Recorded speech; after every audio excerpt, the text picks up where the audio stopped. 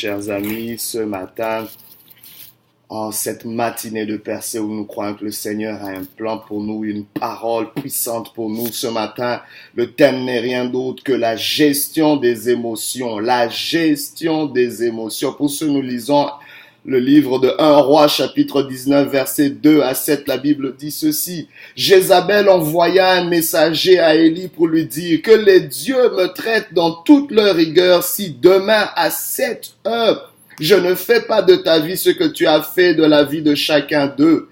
Élie, voyant cela, se leva et s'en alla pour sauver sa vie. Il arriva à Beersheba, qui appartient à Juda, et il laissa son serviteur.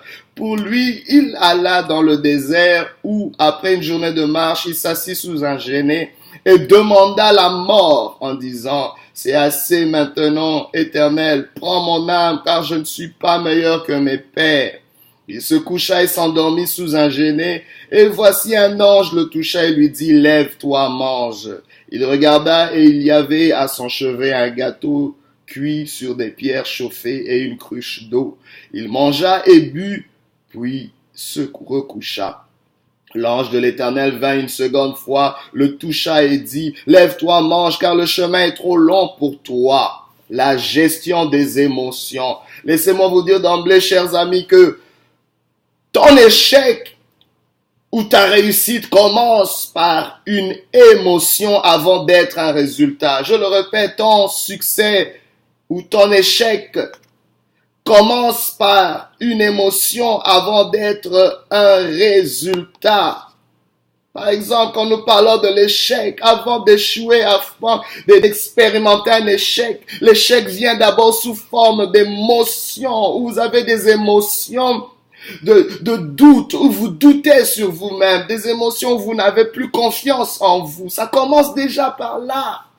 Où vous n'avez plus confiance en vous et quand ces émotions continuent, vous arrivez parfois à des émotions de peur, de grande frayeur. Vous doutez, vous avez peur d'échouer, vous avez peur de réussir, peur de ne pas être à la hauteur, peur de ce que les gens vont dire. Et cette peur va engendrer des résultats d'échec. Et vous allez juste voir l'échec. Mais vous n'allez pas réaliser que l'échec a commencé bien avant de le vivre, de l'expérimenter dans vos résultats. Cela a commencé par ces émotions. Au moment où vous avez accepté ces émotions, au moment où vous avez incubé ces émotions, au moment où vous avez laissé ces émotions traverser votre vie. C'est à ce moment-là qu'on échoue. De la même façon, les réussites aussi. C'est au moment où nous avons des émotions, on se sent capable, où on visualise des choses, où on se voit dans notre avenir, où on se sent en confiance, où on se sent, je ne sais pas, au sommet d'une montagne. Il y a comme une adrénaline. C'est en ce moment-là, demandez aux sportifs, il y a parfois cette émotion qui vient. Où quelqu'un se sent tellement capable, il y a un courage, waouh, on se sent comme invincible. Et bien aimé, le succès commence déjà là. N'entreprends pas quelque chose avec des émotions qui ne sont pas à leur place. Les émotions ont leur raison d'être. Et le texte que nous avons lu nous le montre, nous le démontre. On voit un homme puissant du nom d'Élie, le prophète Élie, le Tishbite, cet homme qui a fait des exploits, cet homme qui par sa parole a fermé les cieux, où il pouvait plus pleuvoir pendant 3 ans et demi. Le ciel s'est fermé par la parole de cet homme. Quelle autorité, quelle puissance. Oh, quelle stature. Ce prophète disait des paroles et ces paroles s'accomplissaient. Il y avait des effets à ces paroles. À telle enceinte qu'il a réuni, il a même confronté les faux prophètes de Baal et il les a tous égorgés. Il leur a lancé un défi, que le Dieu qui est vraiment Dieu, que celui-là réponde par le feu. Et seul l'Éternel a répondu par le feu, par une courte prière qu'il a faite, une prière de pas plus de 2 minutes, et le feu de Dieu est descendu. Dieu a honoré la parole de son prophète. Et malgré ce grand exploit, Il a fallu qu'une seule parole soit lancée par Jézabel pour que ce prophète se mette en cavale, en débandade. Je ne sais pas qu'est-ce qui t'effraie. Je ne sais pas si tu es comme Élie, tu as entendu une parole. Parce que laissez-moi vous dire, les émotions, ce sont de l'énergie en mouvement. Mais les émotions sont là pour nous faire sentir qu'il y a quelque chose. Les émotions sont là pour que je puisse réaliser qu'il y a quelque chose. Les émotions me permettent d'être en contact avec mon environnement, avec le monde qui m'entoure. Quand je touche quelque chose qui brûle, mes émotions vont me dire que c'est chaud. Les émotions te poussent à agir. Les émotions sont une information qui t'est accordée pour que tu prennes une décision. Quand je touche une flamme de feu, mes émotions me disent que ça brûle et donnent une information à mon cerveau pour que je puisse ôter ma main afin de sécuriser ma main. Alors, quand tu as ces émotions, apprends à lire, à décoder l'information que te donnent tes émotions. Élie était source de fortes émotions.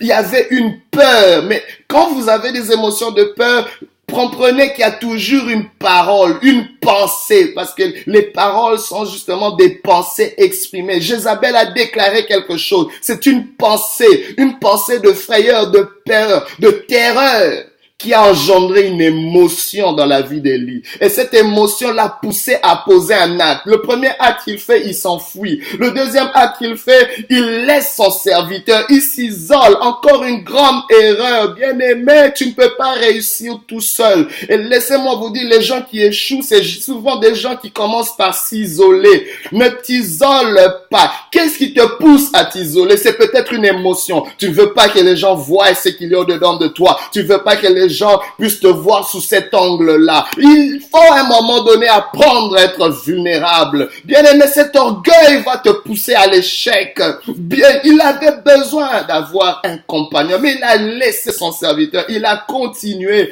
Et qu'est-ce qu'il a fait comme prière? Il a dit, Seigneur, j'en peux plus. Il a fait une lecture de sa vie. Il a donné une conclusion à sa vie. La peur va te faire anticiper des choses des choses qui sont même pas sur le point d'arriver. Mais dans ton imagination, tu as déjà vu une fin noire. Il a dressé un tableau noir de sa vie. Je ne suis pas mieux que mes pères. J'ai échoué. Lui qui avait tué 430 prophètes de Baal. Lui qui avait rassemblé tous les enfants d'Israël autour de la cause de Dieu. Il n'a pas vu cela. Il n'a pas vu les multitudes de prophètes, les centaines de prophètes que Dieu avait gardés, qui n'avaient pas fléchi les pieds devant Baal, qui n'avaient pas fléchi les genoux devant Baal. Bien-aimé, parfois la peur va t'amener à avoir une lecture limitée de ta vie. Je ne sais pas, mais si tu es ancré à la peur et au doute, sache que l'image ou la lecture que tu as de ta vie est limitée, elle est fausse. Parce que bien aimé, ce qui amène la peur, c'est toujours un mensonge. Là où il y a un mensonge, il y aura la peur. Regardez, la Bible nous montre que dans Genèse chapitre 3 verset 1, quand le serpent a commencé à parler à Ève, c'était des paroles de mensonge, c'était une demi-vérité, c'était un mensonge. Toute demi-vérité est un mensonge. Toi qui as gobé des demi-vérités, toi qui as gobé des mensonges, ça va engendrer la peur qui va engendrer des échecs. Ça va engendrer des mauvaises émotions. Aujourd'hui, le Seigneur veut que tu puisses apprendre à gérer tes émotions. Apprends à discerner les mensonges qui sont derrière les émotions négatives qui s'amènent dans ta vie. Bon, cet homme de Dieu devrait le comprendre. Et qu'est-ce qu'il demande à Dieu? Seigneur, je suis pas mieux. Et je demande la mort. En fait, il était suicidaire. Il voulait se suicider. Mais il le fait de façon politiquement correcte en disant, Seigneur, tu n'as qu'à me tuer. Non, non, non, non, non. Tu veux te tuer. Et nous le faisons aussi. Quand tu dis, je n'en peux plus, je n'arriverai pas, ce sont des paroles suicidaires. Bien aimé, ce sont des paroles suicidaires. Tu es en train de vouloir mettre fin à ta vie, mettre fin à ta destinée, mettre fin à tes projets. Où tu te dis, j'en peux plus dans ce mariage, j'en peux plus dans cette relation. Oh, je perds la tête, cet enfant va me tuer. Bien aimé, attention, les émotions vous poussent à dire ces choses. Mais vous oubliez une chose, que la vie et la mort sont au pouvoir de la langue. Attention à ce que tu dis sous le poids des émotions. Attention à ce que tu dis. Tu es mieux de fermer ta bouche plutôt que de l'ouvrir, parce qu'une fois que tu l'as ouverte, c'est ce qui va s'établir. Attention.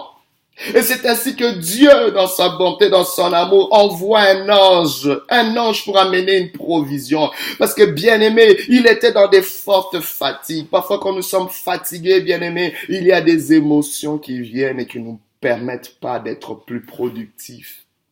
Il avait simplement besoin de repos au lieu de commencer à parler comme il parlait, au lieu de commencer à s'enfuir, au lieu de commencer à s'isoler. Il avait juste besoin de se reposer d'abord et de se ressourcer. C'est pour ça que l'ange lui amène un gâteau. C'est pour ça que l'ange lui amène une cruche d'eau. Bien aimé, il avait besoin de réapprovisionner son âme. C'est là le siège des émotions. Il avait besoin je sais pas comment tu réapprovisionnes ton âme. Ton âme se nourrit de la parole. Ton âme se nourrit des pensées. Ton âme se nourrit justement d'un environnement serein. Ton âme a besoin d'un endroit un peu plus calme. La Bible déclare, l'Éternel est mon berger, je ne manquerai de rien. Il nous fait reposer près des eaux paisibles. Il nous conduit vers des verts pâturages. Et mon âme se trouve reposé, rafraîchi, satisfait. Ça prend un environnement, ça prend un approvisionnement. Qui sont les gens autour de toi? Parfois, ça prend des relations, mais des relations qui te nourrissent. Pas des relations qui te rabaissent, pas des relations qui te dénudent. Bien-aimé, je suis en train d'essayer de faire un portrait pour la gestion de tes émotions. Comment les gères-tu? La gestion va prendre qu'il y ait un arrangement adéquat. Qu'est-ce que tu mets à leur place? Quelles sont les priorités? Comment tu utilises tel outil? Quels sont les outils que tu as en main? Les relations? Quelles sont les pensées que tu entretiens? Élie était dans cette situation-là. Vous savez, nous avons souvent l'habitude de gérer les conséquences de nos résultats, les conséquences de nos échecs ou les conséquences de nos réussites. Or, c'est pas là qu'il faut... Bien aimé, rendu aux conséquences, c'est déjà trop tard. On doit comprendre d'où ça vient. Ton échec commence déjà par les émotions et pas au niveau des résultats. Alors tu dois rentrer à la genèse, tu dois rentrer à l'origine, tu dois dire qu'est-ce que je dois faire pour surmonter cela. La première des choses, bien aimé, nous devons identifier les pensées. Quelles sont les pensées qui soutiennent ce genre d'émotions? Et une fois que nous discernons ces pensées, on peut changer une pensée par une autre pensée. La Bible déclare que mes pensées ne sont pas vos pensées. Les pensées de Dieu sont élevées au-dessus de nos pensées. Bien-aimé, quand tes pensées sont en train de t'engloutir, oh, je te prie de regarder aux pensées de Dieu. Les pensées de Dieu pour toi sont plus élevées que les propres pensées que tu es en train d'entraîner. Les pensées de noirceur que tu es en train d'entretenir au-dedans de toi. Pense à ce que Dieu dit. Dieu, ce qu'il dit, c'est la vérité. Et la vérité amènera toujours des émotions positives, des émotions de foi, des émotions de courage, des émotions qui vont te pousser à agir de façon productive et non destructrice. Bien-aimé, c'est ça, bien-aimé. La parole de Dieu va mener des émotions qui vont aussi te pousser à agir, va créer une foi. La foi vient de ce qu'on entend vient de la parole de Dieu. Mais la foi est une pensée. La foi, c'est une pensée de Dieu que nous entretenons pour agir. Mais quand la foi est engendrée dedans de toi, la foi va aussi t'amener à certaines émotions qui vont te pousser à poser des actes de foi.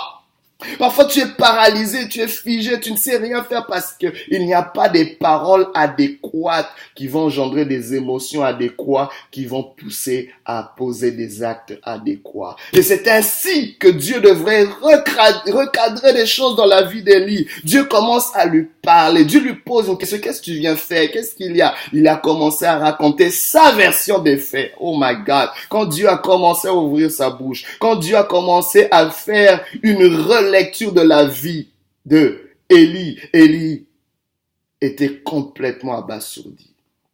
Dieu lui a dit, tu n'es pas resté le seul.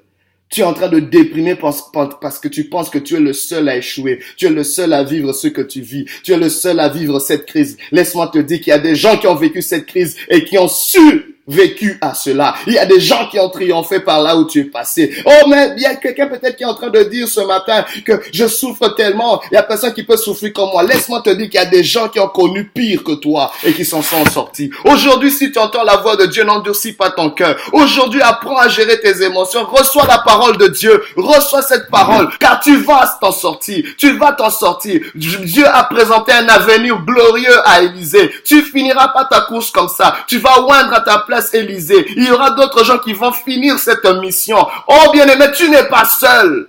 Tu n'es pas seul. Prends courage et relève-toi. Relève-toi. Relève-toi. Refuse la peur. Je prie que l'Éternel te fortifie dans le nom de Jésus et qu'il restaure tes émotions pour t'amener à la réussite. Que Dieu te bénisse.